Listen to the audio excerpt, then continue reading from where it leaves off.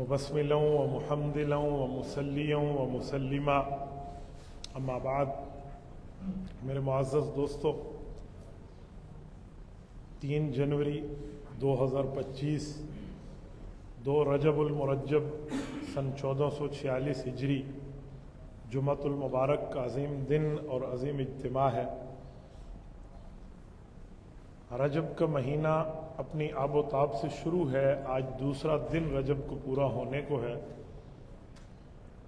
نبی پاک صلی اللہ علیہ وآلہ وسلم کی تعلیمات ماہ رجب کے حوالے سے یہ ہیں کہ حدیث پاک کے مطابق نبی علیہ السلام اس مہینے سے رمضان شریف کی تیاری شروع فرما دیتے تھے۔ آج ہمارے انحطاط کا عالم یہ ہے کہ ہم رمضان میں بھی رمضان کی تیاری نہیں کرتے، جب رمضان المبارک سر پہ آ جائے پھر بھی رمضان کی تیاری نہیں ہوتی، تو ان دنوں میں رمضان المبارک کی تیاری کیا ہوگی؟ دوسری بات، نبی علیہ الصلوۃ والسلام رمضان المبارک کی تیاری جو شروع فرماتے وہ کون سی تیاری تھی؟ کیا جو آج کل لوگ سمجھتے ہیں کہ رمضان کی تیاری کا معنی ہے سحری کی چیزیں لے لو، افطاری کی چیزیں لے لو، کوئی شربت وربت لے لیں، سردیاں چل رہی ہیں تو کوئی گرم غذائیں لے لیں، یہ ذرا بہتر رہے گا، یہ رمضان کی تیاری ہے؟ نبی علیہ الصلوۃ والسلام کی تیاری سے مراد یہ تیاری نہیں ہے۔ اللہ کے رسول صلی اللہ علیہ وآلہ وسلم کی جو تیاری تھی وہ یہ تھی کہ اپنے آپ کو روزے کے لیے تیار کرنا، اپنے آپ کو اللہ کے لیے پیش کرنا، رمضان المبارک کی طرف متوجہ ہو جانا اور ابھی سے روزے رکھنے کی ریہرسل شروع کر دینا تاکہ رمضان المبارک میں مجھے تکلیف نہ ہو، عادت کے خلاف نہ بنے، ابھی سے تیاری شروع کر دیں۔ تو رسول اللہ صلی اللہ علیہ وسلم کی تیاری یہ تھی۔ اور نبی علیہ الصلوۃ والسلام دعا مانگتے، اللہم بارک لنا فی رجب و شعبان، اللہ یہ جو پہلے 2 مہینے ہیں رجب کے اور شعبان کے، اس میں ہمیں برکت عطا فرما، اور اس برکت کی تکمیل کیا ہو؟ وَبَلِّغْنَا رمضان، اللہ اس بابرکت طریقے سے ہمیں رمضان المبارک تک پہنچا دے۔ یہ نبی پاک صلی اللہ علیہ وآلہ وسلم کی تیاری ہوتی ہے۔ اور رسول اللہ صلی اللہ علیہ وآلہ وسلم سے پہلے بھی اس رجب کے مہینے کو مبارک، بابرکت، باسعادت اور حرمت و عزت والا مہینہ سمجھا جاتا تھا۔ رجب کا مہینہ اتنا ہی مبارک تھا، اگرچہ وہ کافر تھے حضور کی آمد سے پہلے کے لوگ، لیکن پھر بھی اس ماہ رجب کا اتنا احترام کرتے کہ اس مہینے میں اگر باپ کا قاتل بھی ان کے سامنے سے گزرتا تو اس پہ وار نہ کرتے، کہتے رجب آ گیا۔ یعنی رجب کے مہینے کی اتنی عزت کرتے۔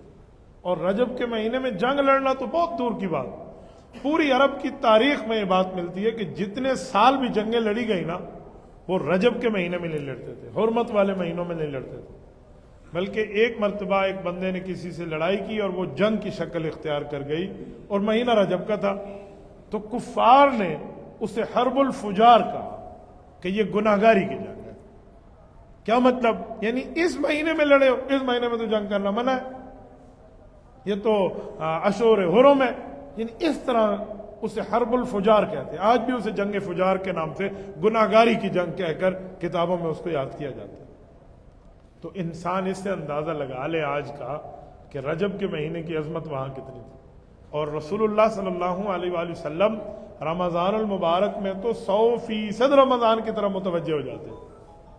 حدیث پاک میں اتخذ میزارہ، نبی علیہ الصلوۃ والسلام اپنی کمر کو کس لیتے رمضان المبارک کے۔ دینی معاملات کا تقاضا آتا تو رسالت مآب علیہ الصلوۃ والسلام کتنے اللہ کی طرف متوجہ ہوتے۔ روایات میں آتے ہیں، حضرت اماں جان عائشہ رضی اللہ عنہا فرماتی ہیں کہ نبی پاک صلی اللہ علیہ وسلم کو جب اذان کی آواز سنائی دیتی نا، حضور علیہ السلام فوراً عبادت کی طرف متوجہ ہو جاتے، اور ایسے لگتا جیسے ہم لوگ کوئی اجنبی بیٹھے ہیں، ہمیں پہچان ہی نہیں رہے۔ یہ تھی عبادت کی طرف توجہ۔ کیا مطلب؟ کیا اماں عائشہ رضی اللہ عنہ سے پیار نہیں ہے رسول اللہ صلی اللہ علیہ وسلم کا؟ اگر خواتین میں اس دھرتی پہ بیویوں سے پیار ہے کوئی تو حضرت اماں جان عائشہ رضی اللہ عنہ ہے۔ کتنی محبت رسول اللہ کی ان سے، اور اس محبت تو لا مثل ہے، لا ثانی ہے یہ پیار۔ اس پیاری بیوی کا یہ فرمان ہے کہ ہمیں ایسا لگتا ہے جیسے اجنبی ہو گئے ہم لوگ، پہچانا ہی نہیں جا رہا، کیوں عبادت کی طرف اتنے متوجہ ہو جاتے؟ رسول اللہ صلی اللہ علیہ وآلہ وسلم نفل عبادت میں تو گھر والوں کے معاملات میں گنجائش دے دیتے، لیکن فرض کے معاملات میں کوئی گنجائش نہیں ہوا کرتی تھی۔ میں نفل کے بارے میں آپ کو سمجھاؤں، صحیح بخاری شریف کی حدیث ہے، اماں جان عائشہ رضی اللہ عنہ فرماتی ہیں اس زمانے میں کمرے چھوٹے تھے، حضور علیہ الصلوۃ والسلام میرے کمرے میں صبح کے تہجد ادا کر رہے ہوتے نا، تو میں سامنے لیٹی ہوئی ہوتی تھی، بعض اوقات میری پاؤں سامنے پڑے ہوتے، تو نبی علیہ الصلوۃ والسلام نے جب سجدہ کرنا ہوتا تو مجھے ہاتھ کا اشارہ کرتے، میں پاؤں ہٹا لیتی، حضور سجدہ فرماتے۔ اتنا پیار ہے اس بیوی سے، نفل ہے نا تو تہجد میں انہیں اپنے ساتھ مجبور نہیں کیا آپ اٹھیں اور نماز پڑھیں، لیکن جو فرض کا معاملہ ہے، نماز کا، روزے کا، عبادت کا، ادھر ایسے ہے کہ ہمیں ایسے لگتے جیسے اجنبی ہو گئے۔ تو ہمیں اس سے اندازہ لگا لینا چاہیے کہ آج ہم کہاں پہنچ گئے ہیں، ہمارا معاملہ کہاں تک پہنچا ہے اور شریعت ہمیں کیا بتا رہی ہے۔ ایک اللہ والے نے بڑی اچھی بات کی، اس نے کہا آج ہم صحابہ کرام کے نام لیوا ہیں، اہل بیت کے نام لیوا ہیں، حضور علیہ الصلوۃ والسلام کی جماعت کا تذکرہ کرتے ہیں، کہ جو ہمارے حالات ہیں نا، اللہ کے رسول کی جماعت صحابہ اور اہل بیت میں آج کوئی ہوتا نا تو ہمارے ساتھ جہاد کا اعلان کرتا کہ یہ تو اسلام کا مذاق بنا کے بیٹھے، اور حقیقتاً بات ہے آج مسجد میں بیٹھ کے بھی ہمارا دین پر 100% عمل نہیں ہے، تو شادیوں میں جا کر ہمارا 100% دین پہ عمل کیسے ہوگا؟ بازار میں جا کے ہم کیسے اللہ کے رسول کے احکامات پہ عمل کریں گے؟ ہم کسی ایسی محفل میں جس محفل کے اندر اللہ رسول کی نافرمانی ہو وہاں ہم اللہ رسول کی بات کیسے کریں گے؟ جہاں ہم اللہ کے گھر میں بیٹھ کے بھی اتنی جلدی میں ہوتے ہیں کہ بس جلدی امام کے پیچھے 4 رکعت پوری ہوں اور ہم نے فلاں کام کرنا ہے۔ ایک جگہ ہم بیٹھے تھے تو ایک شخص نے کہا جی بس جلدی جلدی ذرا نماز پڑھ لیں پھر آرام سے بیٹھ کے کھانا کھا لیں گے۔ میں بڑا حیران ہوا، میں نے کہا بڑا کیسا جملہ پڑھا؟ میں نے کہا پھر کہو۔ کہتے ہیں میں نے کچھ غلط کہا ہے؟ میں نے کہا نہیں ذرا آپ پھر کہیں۔ کہتے میں نے کہا جلدی جلدی نماز پڑھ لیں پھر آرام سے کھانا کھا لیں گے۔ میں نے کہا کہنا تو یوں چاہیے تھا کہ جلدی جلدی کھانا کھا لیں پھر تسلی سے نماز پڑھ لیں گے۔ الٹی بات کرنے کے معاملات میں ہم بیٹھے ہوئے ہیں۔ یہ ہمیں کچھ سوچنا ہوگا کہ ہم کہاں تک پہنچے۔ میرے دوستو، جب ہم مردوں کا یہ حال ہے تو ہمارے گھر کی خواتین کا کیا حال ہے؟ ہمارے گھر میں کیا دینداری ہوگی؟ جب ہمارے گھر میں دینداری نہیں ہوگی تو ہمارے بچوں میں کیا ہوگا؟ تو ہم اگلی نسل کو، اگلے معاشرے کو، مستقبل کو کون سے افراد سونپ کے جا رہے ہیں؟ ہمیں ہمارے ماں باپ نے جو دینی تربیت کوئی تھوڑی بہت دی بھی ہے، ہم آگے کیا منتقل کر رہے ہیں، ہمیں یہ تو دیکھنا ہوگا۔ اس پر کوئی فکر نہیں ہے۔ سب سے مشکل کام اپنی اصلاح ہے۔ اس کے لیے ہمارے علماء کہتے ہیں کہ دن میں کم از کم کوئی 10 منٹ 5 منٹ اپنے لیے نکالیں، اور وہ صرف خالصتاً تنہائی ہو۔ خالصتاً تنہائی کا مطلب یہ نہیں ہے کہ آپ کے صرف دوست نہ ہو، اس وقت آپ کے پاس موبائل بھی ہو تو یہ آف ہو، یا نہ ہو تو بہتر، اور آپ تنہائی میں بیٹھیں اور 5 سے 10 منٹ سر جھکا کے ذرا سوچیں کتنی عمر میری گزر گئی ہے، آگے کتنی باقی ہوگی، اس میں میں نے کیا کمایا اور آگے میں کیا حاصل کر لوں گا، میری زندگی کا مقصد کیا تھا، میں کس لیے دنیا میں آیا تھا۔ آج سال تبدیل ہو گیا ہے نا، 2025 ہے، 2024 گزرے 3را دن ہے۔ اگرچہ یہ اس کو سنہ میلادی اور شمسی سال کہتے ہیں، نبی پاک صلی اللہ علیہ وسلم سے پہلے حضرت عیسیٰ علیہ السلام کی ولادت سے اس کا تعلق ہے، لیکن ایک بات تو ہم سوچیں کہ یہ 1 سال گزر گیا ہے، ہم نے اس سال کو اپنے دینی لحاظ سے کتنا قیمتی بنایا ہے۔ کریڈٹ ڈیبٹ کے لحاظ سے ہم سال کے آخر میں اپنی بینک اسٹیٹمنٹ تو چیک کر لیتے ہیں، جو ہماری نیکیوں کے معاملات ہیں اس میں ہم نے کبھی دیکھا ہے؟ تھوڑا سا سوچا ہے؟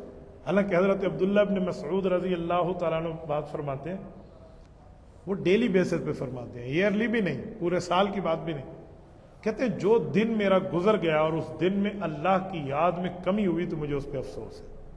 وہ ڈیلی بیسس پہ کہہ رہے ہیں، فرمایا دن گزرا اور اس دن میں اللہ کی یاد نہ ہوئی مجھے تو مجھے اس پہ افسوس ہے۔ پتہ ہے عبداللہ بن مسعود کون ہے رضی اللہ عنہ؟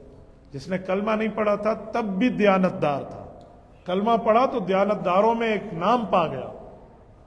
ان کا نام ہے ابن ام عبد، ام عبد کا بیٹا۔ یہ خاتون بڑی دیانتدار خاتون تھی، ان کی والدہ۔ بچہ یہ بکریاں چراتا تھا، یہ بکریوں کا ریوڑ چرا رہا ہے، بکریاں پرائی ہیں۔ دو مسلمان تھے اس وقت، حضرت رسول اللہ صلی اللہ علیہ وسلم اور حضرت ابو بکر صدیق رضی اللہ عنہ، بڑی عمر میں۔ بچوں میں تو غلاموں میں باقی ہوں گے، حضرت علی رضی اللہ عنہ بچوں میں، عورتوں میں حضرت خدیجہ، غلاموں میں حضرت زید، لیکن میں ایڈلٹ کی بات کر رہا ہوں، بڑی عمر کے مردوں میں۔ تو دو بندے حضرت ابو بکر اور رسول اللہ صلی اللہ علیہ وسلم، ان سے دودھ مانگا تو اس نے کہا جی میرے پاس اجازت نامہ نہیں ہے، پرمیشن نہیں ہے مجھے میرے مالک کی کہ میں آپ کو دودھ پلا دوں۔ یہ ابھی کلمہ نہیں پڑھا اس شخص نے، نوجوان ہیں، بچے ہیں۔ حضرت ابو بکر صدیق رضی اللہ عنہ نے ان کی دیکھا تو اس کو اپریشیٹ فرمایا کہ بہت اچھی بات فرمائی، لیکن اس زمانے میں یہ کوئی جرم بھی نہیں تھا کہ راہ جاتے ہوئے کسی ایک بکری کا دودھ دے دیا جائے۔ عرب کی مہمان نوازی حرف آخر پہ ہے، ان کی تو آج بھی مہمان نوازی عرب کی اتنی ہے کہ بندہ دنگ رہ جاتا ہے۔ شاید آپ کا عربوں میں اٹھنا بیٹھنا نہ ہو، الحمدللہ مجھے رب کریم نے کئی سعادتیں عطا فرمائی ہیں، میں نے کئی عرب ممالک میں عرب دوستوں کی میزبانیوں کو دیکھا ہے، تو عرب کی مہمان نوازی اپنی ہے۔ میرے حج کے ساتھی بھائی عمر بیٹھے ہیں، ان سے پوچھیں اس سال ہمارے ساتھ حج پہ ایک عرب محفل میں ہم دعوت میں گئے، کس انداز میں ان لوگوں نے ہماری جو ہے نا خدمت فرمائی، اللہ ان کو جزائے خیر عطا فرمائے۔ اندازہ لگائیں تو اس زمانے میں بھی یہ دیانتداری تھی۔ تو حضرت ابو بکر صدیق نے فرمایا کہ بیٹا حضرت عبداللہ بن مسعود کو وہ بکری دے دیں جس بکری کا یا تو دودھ خشک ہو چکا ہو، امید ہی نہ ہو یہ دودھ دے گی، یا بھی اس کے دودھ کا انتظام ہی نہ ہوا۔ انہوں نے کہا یہ بکری ہے۔ حضرت ابو بکر نے حضرت رسول اللہ کو دی، نبی علیہ السلام نے ہاتھ رکھا تو بکری کا دودھ بھر گئے، تھن بھر گئے، اس سے دودھ نکلا، اس جو کاسا تھا اس میں خود بھی پیا، نبی علیہ السلام نے پیا، حضرت ابو بکر نے پیا، باقی اس بچے کو بھی دیا، بھائی آپ بھی پیا۔ یہ وجہ بنی ان کے کلمہ پڑھنے کی۔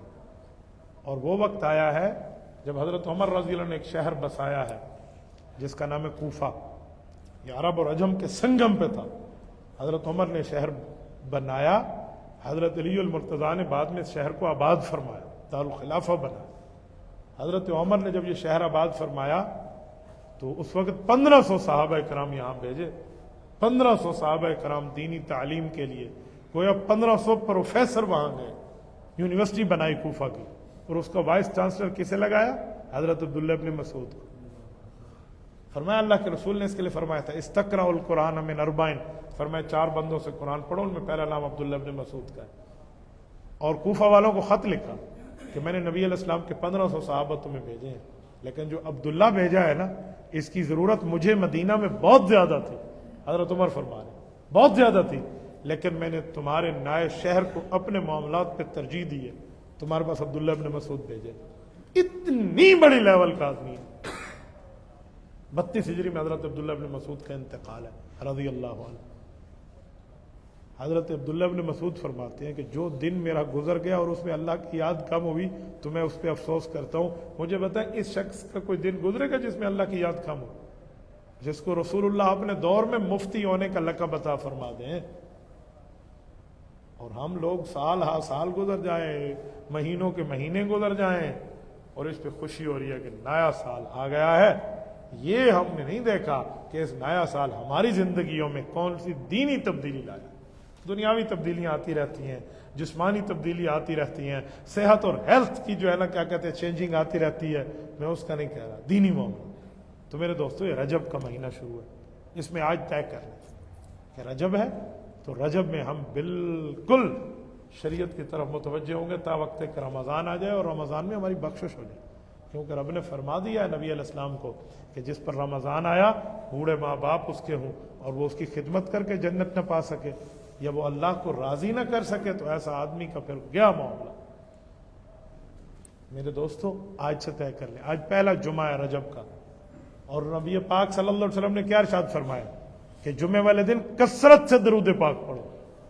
یہ نہیں فرمایا 10 15 100 50 1000، کثرت سے۔ ہمارے شیخ و مرشد حضرت مولانا عزیز الرحمان ہزاروی رحمۃ اللہ تعالی علیہ، میں ایک موقع پر روایت بیان کر رہا تھا کہ حضرت شیخ زکریا رحمۃ اللہ تعالی علیہ نے 300 مرتبہ درود پاک پڑھنے والے کو فرمایا یہ کثرت والا ہے۔ تو مجھے حضرت ہزاروی رحمۃ اللہ علیہ کی بات یاد ہے، جامعہ حنفیہ ایبٹ آباد کے ختم بخاری کا پروگرام تھا، مجھے گفتگو کے بعد بلایا کہ بیٹا آ جاؤ، میں آ گیا. بڑی شفقت سے فرمایا کہ آپ نے حضرت زکریا کو دیکھا ہے؟ میں نے کہا جی میں نے زیارت نہیں کی.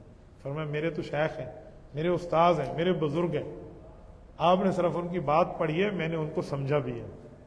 وہ زمانہ ابتدائی تھا، 300 پڑھنا شاید کوئی معاملہ میں گراں ہو جاتا. آج کل تو کاؤنٹر آ گئے ہیں، بہت آسانی سے بندہ چلتے پھرتے پڑھ لے. تو 1000 درود کہا کرو کہ ایک دن میں کم از کم 1000 درود ہو جائے صلی اللہ علیہ وآلہ وسلم، کم از کم اتنا. فرمائے کثرت والا. تو اب رجب کا مہینہ ہے اور رجب کا پہلا جمعہ ہے، تو اس پہلے جمعے میں آج سے ہم طے کر لیں کہ ہم درود پاک بھی شروع کر رہے ہیں اور اللہ کی طرف خود کو متوجہ بھی کر رہے ہیں، اور نبی علیہ السلام نے جو رجب کے لیے دعا مانگی پھر شعبان اور رمضان کے، اس پر بھی عمل کریں گے انشاءاللہ. جتنے ساتھی ہیں ارادہ کرتے ہیں گھروں میں بتائیں گے. جزاکم اللہ تعالی، اللہ پاک آپ کو خوش و خرم رکھے. مفتی صاحب بغیر وضو کے قرآن اور تسبیحات اور درود شریف پڑھ سکتے ہیں؟ پڑھنا تو جائز ہے لیکن بہتر نہیں ہے. زبانی آپ پڑھیں گے، قرآن پڑھ لیں گے، جائز ہے، لیکن بہتر ہے آپ کو وضو ہونا چاہیے. درود شریف پڑھیں، وضو ہونا چاہیے.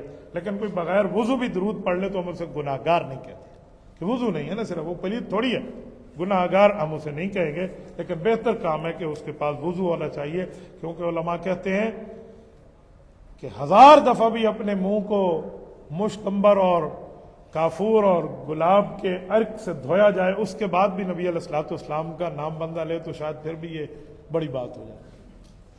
مفتی صاحب بہت سے حافظ قرآن تو پڑھتے ہیں لیکن اس کا ترجمہ نہیں پڑھتے، اللہ ان کو جنت دے گا یا ان کا پڑھنا قبول کرے گا؟ دیکھیں قرآن کریم پڑھنے کے کئی طریقے ہیں. ایک ہے یتلو علیہم، قرآن کی تلاوت کرنا. ایک ہے یعلمہم الکتاب والحکمہ، قرآن اور سنت کی تعلیم حاصل کرنا. ایک ہے وہ یزکیہم، اس پہ عمل کر کے دل کو پاکیزہ بھی کرنا. تینوں کا الگ الگ ثواب ہے. آپ بغیر ترجمے کے پڑھ رہے ہیں تب بھی ثواب ہے. آپ ترجمے کے ساتھ کسی عالم دین کی رہنمائی میں پڑھ رہے ہیں، بہترین ثواب ہے. لیکن خود میاں مٹھو نہ بنیے. بعض لوگ صرف ترجمہ قرآن اٹھا کے پڑھنا شروع کر دیتے ہیں، دینی معاملات میں ان کی ذرہ برابر بھی تعلیم نہیں ہوتی. تو میں نے کہتا ہوں ترجمہ تمہارے لیے نہیں لکھا گیا، یہ ترجمہ ان طلباء کے لیے لکھا گیا جو تفسیر پڑھ رہے ہوتے ہیں، وہ کسی عالم کی زیر نگرانی ہوتی. تو آپ کسی ماہر کی زیر نگرانی ترجمہ پڑھ لیں، بہت بہتر ہے، کوئی آپ پہ اعتراض نہیں ہے. لیکن قرآن کے الفاظ پڑھنے پہ آپ یہ نہ سمجھیں کہ ضائع ہے. دیکھو ایک بندے کو اگر نماز کا ترجمہ نہیں آتا تو اس کی نماز ضائع ہو جائے گی. مجھے کوئی بتائے وتعالی جدک ولا الہ غیرک کا کیا ترجمہ ہے؟ 95% آدمی کو نہیں آئے گا. تو آپ کیا کہیں گے؟ بے نمازی ہے. بھائی ترجمے کے ساتھ آئے پھر بھی بہتر، نہ آئے تو بغیر ترجمے کے قرآن پڑھنا کوئی جرم نہیں ہے. ایسا نہیں ہے جیسے آپ سمجھ رہے ہیں، ان الفاظ میں اللہ کی برکت موجود ہے. کچھ لوگ کہتے ہیں بغیر ترجمے کے پڑھیں گے تو کوئی ثواب نہیں ہے. میں نے کہا تمہیں پتہ چلا ہے، رسول اللہ کو نہیں پتہ تھا. عرب نے تو یتلو علیہم آیاتی فرمایا کہ تلاوت کا الگ ثواب ہے، اس تلاوت میں ترجمے کی بات نہیں ہے. ترجمہ یعلمہم الکتاب میں الگ ہے. تو اس لیے بغیر ترجمے کے صرف تلاوت کا بھی ثواب موجود ہے. یہ بندے پر بھی ثواب مرتب ہوتے ہیں، جگہ پر بھی ثواب مرتب ہوتے ہیں. حافظ قرآن کے بارے میں قیامت کے دن حافظ قرآن پڑھتا جائے گا، سیڑھیوں پہ چڑھتا جائے گا، جہاں وہ ناس ہوگی تو اس کی جنت ہوگی. یہ بات کہاں سے ثابت ہے؟ ترمذی شریف کی حدیث ہے، حضرت عبداللہ ابن عمر رضی اللہ عنہما کی روایت ہے. اقرأ ورتق ورتل كما كنت ترتل في الدنيا فإن منزلك عند آخر آیۃ تقرأ بها. حدیث پاک ہے. تو وہی اس کا آخری مقام ہوگا، یعنی وہی اس کو اسکیل لگے گا. آج کہتے ہیں یہ 18 میں ہے، 19 میں ہے، 20 میں ہے، 21 22 میں ہے.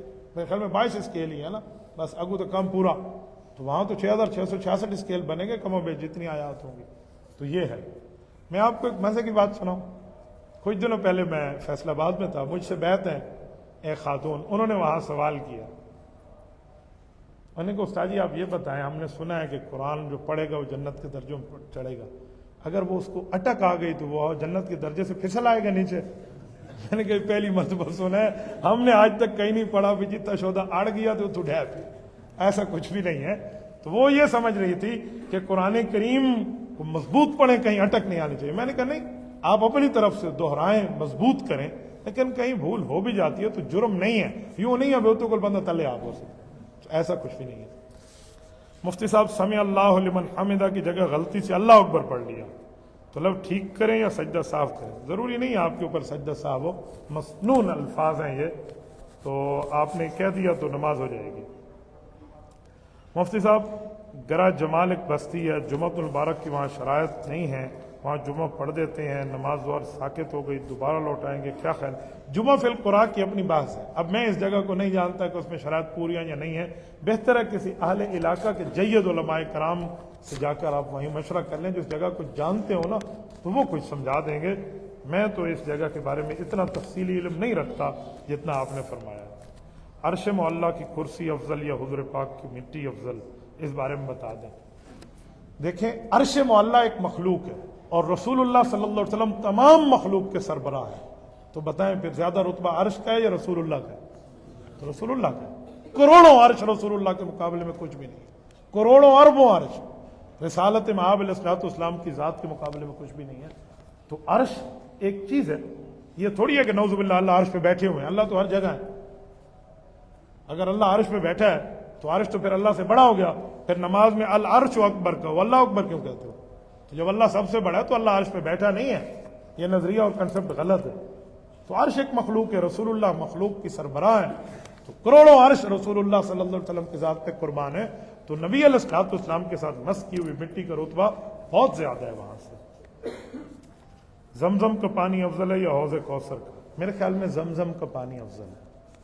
اس پانی میں مختلف وجہ نکالتے ہیں نا، تو زمزم کے ساتھ تو کئی انبیاء کا تعلق ہے، زمزم کے ساتھ رسول اللہ کا ملا ہوئے پانی کا تعلق ہے، حضرت اسماعیل علیہ السلام کا تعلق ہے، وہاں تو صرف بانٹا جائے گا حوض کوثر۔